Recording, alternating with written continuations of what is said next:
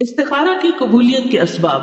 استخارہ چونکہ دعا ہے تو جو اسباب دعا کی قبولیت کا باعث ہیں وہی استخارے کی قبولیت کا باعث بھی ہیں. ان میں سے چند ایک اسباب یہ ہیں. نمبر 1، اخلاص اور یقین. رسول اللہ صلی اللہ علیہ وسلم نے فرمایا اللہ سے اس حال میں دعا کرو کہ تمہیں قبولیت کا یقین ہو.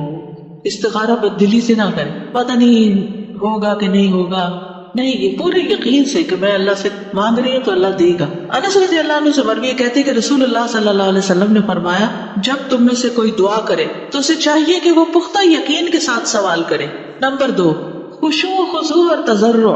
قرآن مجید میں آتا ہے ادعوا ربکم تضرعا وخفیہ انہ لا يحب المعتدین. اپنے رب کو گڑ گڑا کر اور خفیہ طور پر پکارو، بے شک وہ حد سے بڑھنے والوں سے محبت نہیں کرتا. تکرار اور اصرار.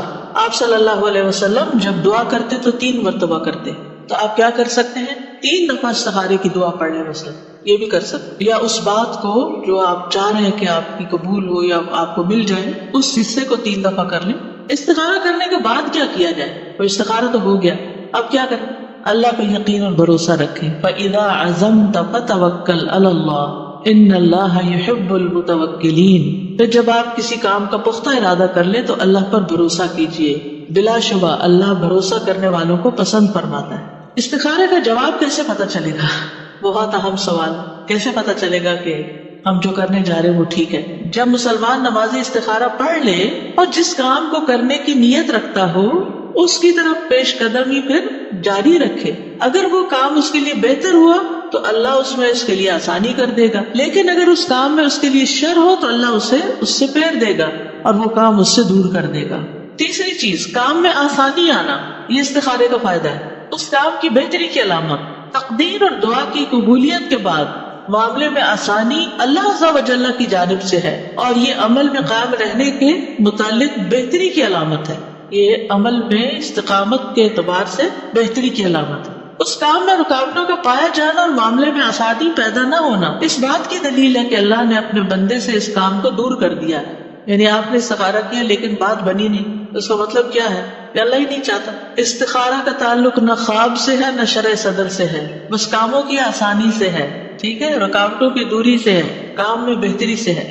اکثر یہ بعض لوگ یہ اعتقاد رکھتے ہیں کہ استخارہ کرنے والا جب کسی چیز کے بارے میں اپنے رب سے استخارہ کرتا ہے تو اسے چاہیے کہ وہ انتظار کرے یہاں تک کہ وہ نیند میں کوئی خواب دیکھ لے یا جو خواب دکھائی دیے اس کی بنا پر کام کرنے یا نہ کرنے کا فیصلہ کر لے. یہ محض من گھڑت بات ہے جس کی دین میں کوئی اصل نہیں. شرعی احکام کی بنیاد خوابوں پر نہیں رکھی جاتی.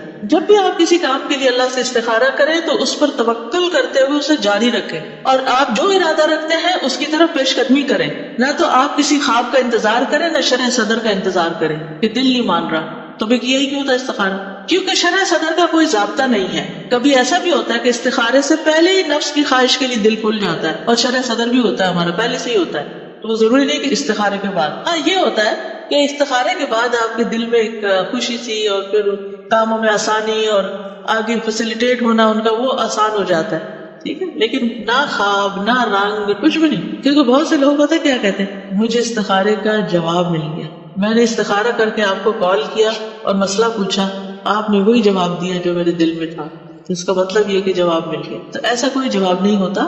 اللہ تعالیٰ اس کام میں آسانی کر دیتے. ہاں یہ تائید ہو جاتی ہے، یعنی جو آپ سوچ رہے تھے جب آپ کسی سے مشورہ کرنے گئے، یعنی آپ دیکھیں سب سے پہلے استخارہ ہوگا پھر مشورہ ہوگا. جب مشورہ کرنے گئے اس نے وہی بات بتائی جس کے لیے آپ استخارہ کر کے گئے، تو کیا ہوا؟ آپ کو ایک تائید حاصل ہوگی، اس سے آپ کو خوشی مل گئی. دیٹس اٹ، اتنا ہی کافی. جو کام ہم خود نہیں کر سکتے، کیوں نہیں کر سکتے؟ کیونکہ ہمیں یا تو آتا نہیں یا ہمیں مشکل لگتا ہے، تو وہ ہم کسی اور کو کرنے کے لیے کہہ دیتے ہیں. جب بھی آپ کسی کام کے لیے اللہ سے استخارہ کریں تو اس پر توکل کرتے ہوئے اسے جاری رکھیں اور جو ارادہ کرتے ہیں اس کے لیے پیش قدمی کریں. محمد بن علی کمال الدین زملکانی رحمہ اللہ کہتے ہیں جب انسان کسی کام کے لیے نماز استخارہ کی 2 رکعتیں پڑھے تو پھر وہ جو کرنا چاہتا ہے وہ کر لے، چاہے اس کا شرع صدر ہو یا نہ. یعنی جو آپ کرنا چاہتے ہیں، آپ نے سوچا کہ یہ کام مجھے کرنا ہے، مجھے فلاں جگہ جانا ہے، لیکن آپ سوچتے ہیں پہلے میں دعا کر لوں کہ اللہ میرے راستے آسان کر دے، تو بس آپ دعا کر کے جو آپ نے بکنگ کرانی ہے جانا ہے وہ جاتے رہیں، فکر نہیں کریں. اور دل میں یہ بھی آنا ہے پتہ نہیں کیا ہو جائے گا، پتہ نہیں کام ہوگا کہ نہیں ہوگا. تو آپ کو میں نے اللہ سے استخارہ کیا ہوا ہے، میں نے خیر مانگی ہوئی ہے، جو ہوگا بہتر ہی ہوگا، مجھے کوئی پریشانی نہیں، کوئی ملال نہیں۔ اصل میں یہ استخارہ بھی ہمیں ایک کمفرٹ زون میں لانے کا طریقہ ہے، یا ایک اطمینان دلانے کا، یا توکل کرنے کا، بہتر توکل کرنے کا، کہ ہم نے معاملات اللہ کے سپرد کر دیے، اللہ سے دعا کر کے اللہ کے حوالے کر دیے، کاموں میں رکاوٹ نہیں آتی۔ ورنہ آپ دیکھیے کسی چیز کو ڈیسائیڈ نہ کر پانا یہ ایک بہت بڑا ذہنی ٹارچر ہوتا ہے، یعنی کہ ڈیسیژنز کا نہ ہونا یا ڈیلے ہونا یہ کاموں میں رکاوٹ ڈالتا ہے، اور پھر تاخیر ہوتی جاتی ہے، اور بعض اوقات تو کام ہونے سے ہی رہ جاتا ہے۔ ہیسٹی بھی نہیں ہونا چاہیے اور ٹو مچ سوچا بچار بھی نہیں کرنی چاہیے، دعا مانگ کے اللہ پہ بھروسہ کر لینا چاہیے۔ علماء کہتے ہیں کہ حدیث میں شرع صدر کا کوئی ذکر نہیں ہے کہ پھر اگر شرع صدر ہو تو کام کرے، نہیں، جب آپ نے اللہ کے حوالے کر دیا معاملہ تو پھر آپ شرع صدر کا کیا انتظار ہے۔ حافظ ابن حجر کہتے ہیں قابل بھروسہ بات یہ ہے کہ استخارہ سے پہلے جس کام کے لیے اس کا شرع صدر ہو چکا ہو اور اس میں اس کی طاقت اور خواہش کا دخل ہو تو وہ اس کام کو نہ کرے، یعنی خواہش کے غلبے کی وجہ سے اس کام سے رک جائے، ٹھیک ہے۔ لیکن اس میں بھی آپ دیکھیے کہ نفس کی طرف مائل نہیں ہونا چاہیے، آپ کے پاس پراپر پوری ایک لاجک ہونی چاہیے کہ کسی بھی کام کو آپ کرنے کیوں جا رہے ہیں، محض جذباتیت کی بنا پر نہیں۔ بعض اوقات ہم کوئی کام کرنا چاہتے ہیں تو ہم استخارہ پڑھ کے جلدی سے کہتے ہیں کہ میں نے استخارہ کر لیا، میرا دل راضی ہے اس پر، اب حالانکہ دل تو استخارے سے پہلے بھی راضی تھا، ٹھیک ہے۔ اگر آپ کا دل راضی ہے تو اچھی بات ہے، آپ دعا کریں اور پھر کر لیں، یعنی جذباتیت میں فیصلے نہ کریں، یہ کہنے کا مقصد ہے۔ نہیں، اگر وہ بالکل ہی ٹھپ ہو گیا تو سمجھے کہ روک دیا گیا، لیکن اگر وہ چل رہا ہے تو کسی بھی کام میں رکاوٹیں آتی ہیں، کوئی بھی رائٹ سموتھ نہیں ہوتی، اونچ نیچ اس میں ہوتی رہتی ہے، لیکن اینڈ اچھا تو سب اچھا۔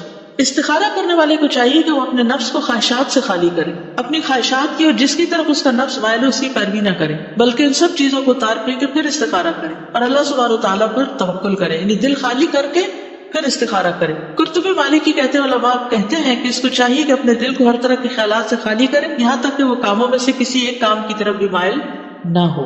مائل سے مراد یہ کہ ایک بس خواہش ہو یہی کرنا چاہتا ہوں، لیکن یہ ڈیسیژن تو آپ لیں گے نا کہ یہ کرنا ہے تو تبھی استخارہ کریں گے نا۔ ڈیسیژن لینا ایک اور بات ہے، لیکن ایک خواہش کے غلبے کے تحت کرنا اور بات ہے۔ جیسے بچے جو ہیں وہ جذباتیت میں شادی کرنا چاہتے ہیں، شادی جو ہے وہ محض جذبات کی بنیاد پر کبھی بھی نہیں ہونی چاہیے جب تک اس کے ساتھ اور کچھ چیزیں شامل نہ ہو، کیونکہ جذبات جو ہوتا ہے نا وہ ابال کی طرح ہوتا ہے، ابال ٹھنڈا ہوتا ہے تو ہر چیز بیٹھ جاتی، پھر زندگی کے حقائق نظر آنے لگتے ہیں تو اس میں پھر گڑبڑ ہو جاتی ہے۔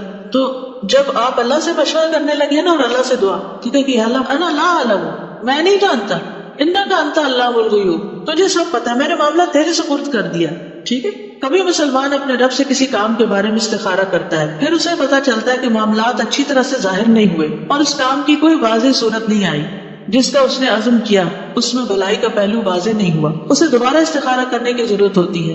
کیا ایسا کرنا جائز ہے؟ اگر آپ کہیں کہ جب کام کے کرنے یا چھوڑنے میں درست صورت واضح نہ ہو اور وہ جس کام کو کرنا چاہتا ہے اس کے لیے شرع صدر نہ ہو تو کیا ایک کام میں بار بار استخارہ کرنا درست ہے؟ تو وہ کہتے ہیں بدر الدین عینی، میں کہتا ہوں کیوں نہیں، اس کام کے لیے بار بار نماز پڑھنا، دعا مانگنا مستحب ہے، یعنی اگر رکاوٹیں آ رہی ہیں دوبارہ دعا مانگ لیں۔ سوال، کیا کسی دوسرے کی طرف سے استخارہ کیا جا سکتا ہے؟ ایک آدمی دوسرے کی طرف سے استخارے کی نماز نہیں پڑھ سکتا۔ ابن عثیمین کہتے استخارہ کرنا صرف اس شخص کے لیے جائز ہے جو کام کا ارادہ کرے، کسی دوسرے کی طرف سے استخارہ کرنا درست نہیں، اگرچہ کوئی کسی کو اپنا وکیل بنا بھی دے اور کہے میرے لیے اللہ سے استخارہ کرو، کیونکہ رسول اللہ صلی اللہ علیہ وسلم نے فرمایا جب تم میں سے کوئی آدمی کسی کام کا ارادہ کرے تو 2 رکعت ادا کرے پھر یہ دعا پڑھے۔ جیسے کہ 2 آدمی مسجد میں داخل ہوں تو ان میں سے ایک دوسرے سے کہے میں بیٹھتا ہوں اور تم میری طرف سے 2 رکعتیں تحیۃ المسجد پڑھ دو، ایسا کرنا درست نہیں۔ استخارے کی نماز کا تعلق استخارہ کرنے والے کے نفس کے ساتھ ہے جو کام کرنے کا ارادہ رکھتا ہے۔ استخارے کے لیے کاہن اور نجومی کے پاس نہ جایا جائے۔ نبی صلی اللہ علیہ وسلم سے مروی ہے، آپ نے فرمایا جو شخص کسی کاہن یا نجومی کے پاس جائے اور اس کی باتوں کی تصدیق کرے تو گویا اس نے محمد صلی اللہ علیہ وسلم پر نازل ہونے والی شریعت سے کفر کیا، ٹھیک ہے۔ اسی طرح بعض کاہن اور نجومی تو نہیں ہوتے لیکن کوئی بزرگ لوگ ہوتے ہیں جن سے لوگ جا کے استخارہ کراتے ہیں، پھر وہ اپنے پاس سے چند باتیں بتاتے ہیں اور پھر کروانے والے اس کی تصدیق کرنا شروع کر دیتے ہیں، تو یہ بھی طریقہ ٹھیک نہیں۔ ہر مسلمان پر نماز فرض ہے نا، ہے یا نہیں؟ عورت ہو، مرد ہو، بوڑھا ہو، جوان ہو، سب پر فرض ہے، تو کیا اپنی نماز کسی کو کرائے پہ پڑھوا سکتے؟ نہیں۔ تو جب نماز باقی نہیں پڑھوا سکتے تو استخارے کی کیسے کسی سے نماز پڑھوا سکتے ہیں؟ ٹھیک ہے۔ خواب 3 طرح کے ہوتے ہیں، ایک خواب وہ ہوتا ہے جو آپ کے ذہن پہ خیال حاوی ہو جاتا ہے نا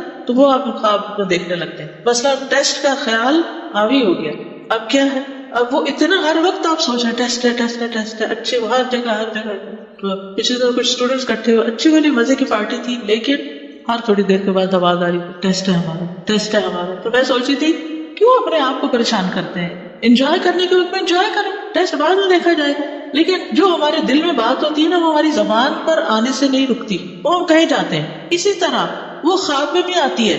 اگر آپ نے ڈرائیونگ کا ٹیسٹ دیا ہو تو مجھے امید ہے کہ ایک دن پہلے خواب میں ڈرائیونگ کر کے گئے ہوں گے. کہیں ٹریول کر رہے ہیں تو آپ کو کچھ دن پہلے ہی خواب آنے لگ جاتی ہے. تو یہ حدیث نفس اس کو کہتے ہیں. تو استخارے میں بھی جس کام کے لیے آپ استخارے کی دعا پڑھ رہے ہیں، وہ آپ کے دل میں باتیں ہوتی ہیں، اس کے متعلق کچھ تفکرات ہوتے ہیں یا کچھ اچھی خواہش ہوتی ہے، وہ خواب میں نظر آ جاتی ہے. تو ضروری نہیں کہ اس کا تعلق کسی سے ہی ہو.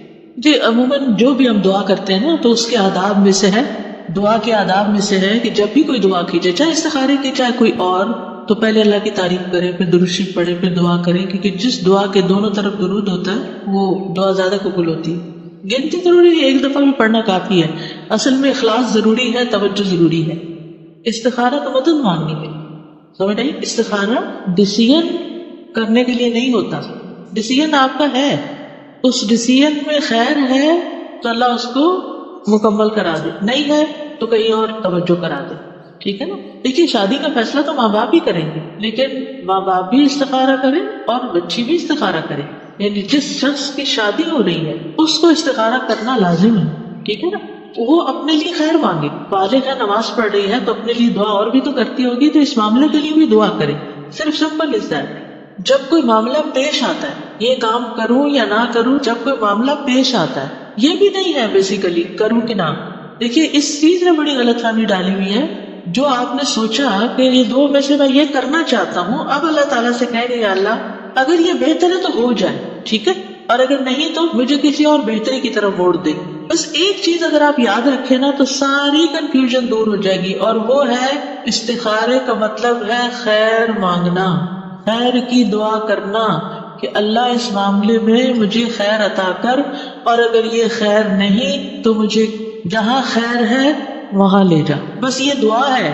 اس میں کوئی کسی قسم کی ایسی چیز نہیں ہے کہ جس میں غیب کی خبر معلوم کرنا ہے. استخارہ غیب کی خبر معلوم کرنے کا نام نہیں ہے. ہم سمجھتے ہیں کہ استخارے کے بعد ہمیں کوئی غیبی طریقے سے بات پتہ چل جائے گی کہ یہ کام کروں کہ نہ کروں. یہ نہیں ہے. پہلے ہی آپ سوچیں گے کہ میں نے یہ کرنا ہے، یہ رشتہ آیا ہے، میں کرنا چاہتی ہوں. اور اگر آپ کرنا ہی نہیں چاہتے تو آپ ویسے دیکھیے بچیاں جب جوان ہوتی کتنے پروپوزل آ جاتے ہیں، تو کیا آپ ہر پروپوزل پہ استخارہ شروع کرتے ہیں؟ کچھ کو تو آپ پہلے کہتے نہیں ان سے نہیں، ان سے کرنا ہی نہیں. تو جس پہ آپ کہتے ہیں کہ ہاں یہاں کرنا ہے وہاں آپ استخارہ کر لیں. یہ بات ہے بس. ٹھیک ہے؟ خواب پر بنیاد مت رکھیں. آپ حقائق پر جیتے جاگتے نفع نقصان سامنے دیکھتے ہوئے فیصلہ کریں. ٹھیک ہے؟ خواب تو خواب ہے.